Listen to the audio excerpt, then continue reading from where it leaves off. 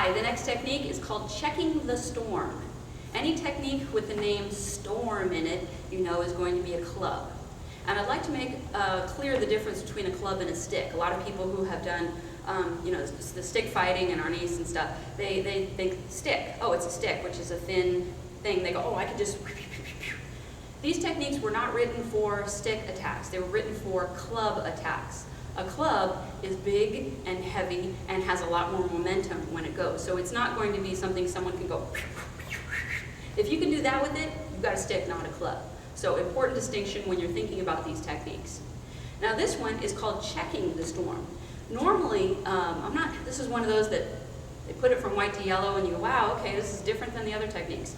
Normally, with a weapon, we would want to control the path of the weapon, control the weapon itself, and disarm with the weapon. We want to do everything to make sure that nothing happens with that weapon. In this technique, checking the storm, we're not actually even really necessarily touching the weapon if we can help it.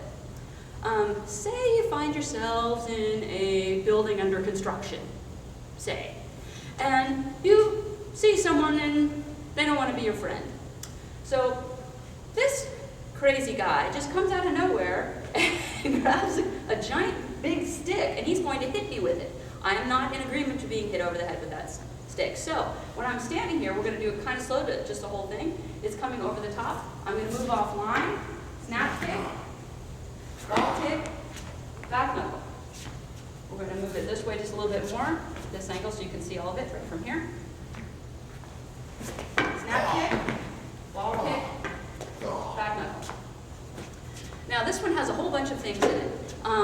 When I first learned this technique, the second kick that was put in there was a knife edge kick, which you can still do, and it fits in to other aspects of Kenpo, but it's difficult for a white belt to yellow belt to master certain other moves that are in this technique.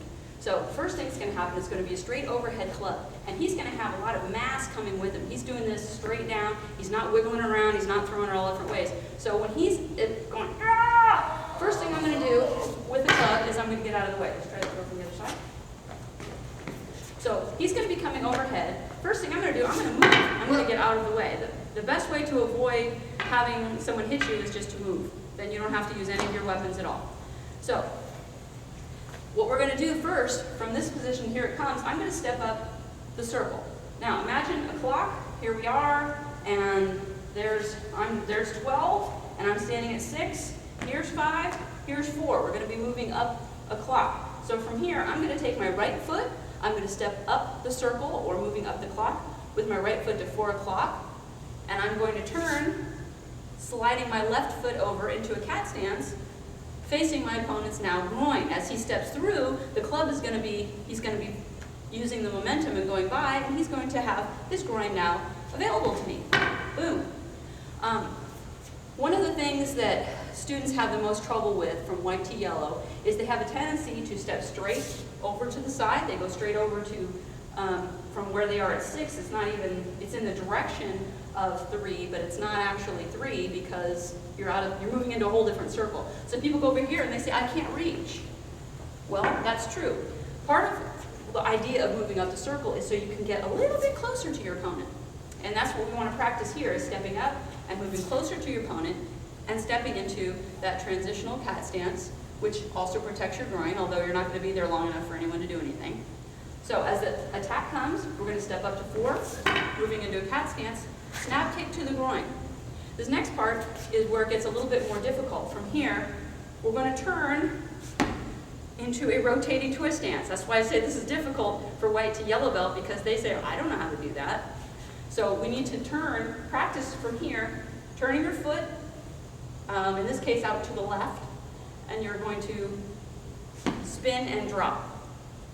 The next kick is going to be either a ball kick just above the knee, or if you can manage it, a knife edge kick, or even a slicing knife edge kick.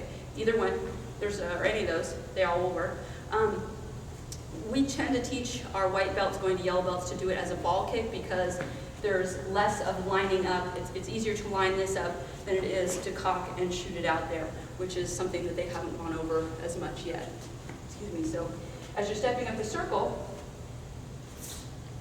left snap kick to the groin, dropping into a twist, Then we're going to shoot the ball kick just above the knee, which is going to check their depth, can check their width, and if they fall, of course, can check their height. All those different things. From here, point and shoot. There's not a need so much to grab the weapon because he's already going to be following through on it. The weapon's going to be, the floor is going to be on the ground. One of the problems that white belts going to yellow belt often have is that when they step up to do the first snap kick, they do a twist way out here. And they say, well, I'm too close. I might as well knee, I'm too close. This is true. This is why it's important to do a tight twist stance. The other thing that white belts going to yellow belt often have trouble with is that when they move up to do the next kick, they bring all their weight, their hips with them. You'll see this in some of the orange belt techniques as well. Very important, keep the hips back and shoot it from here.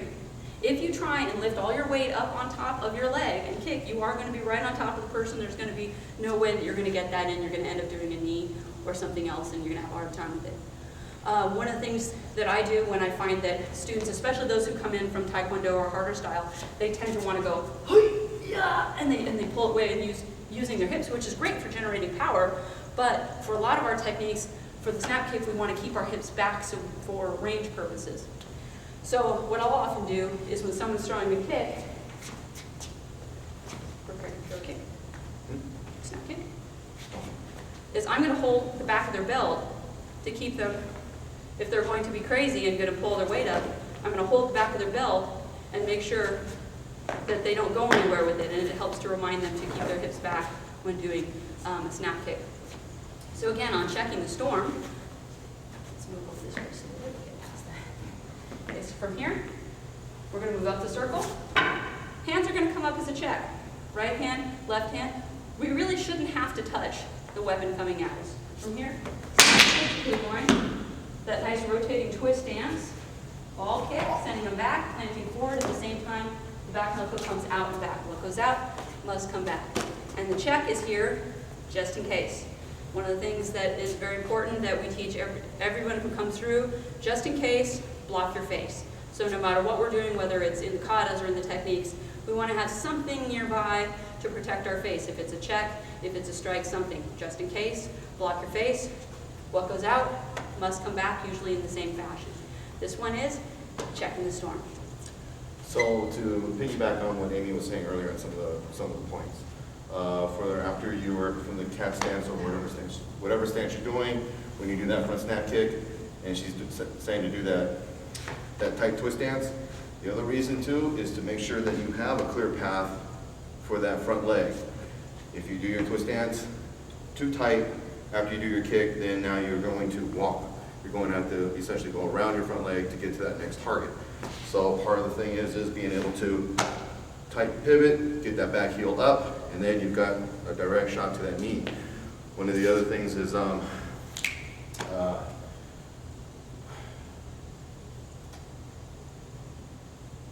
see, I can't remember.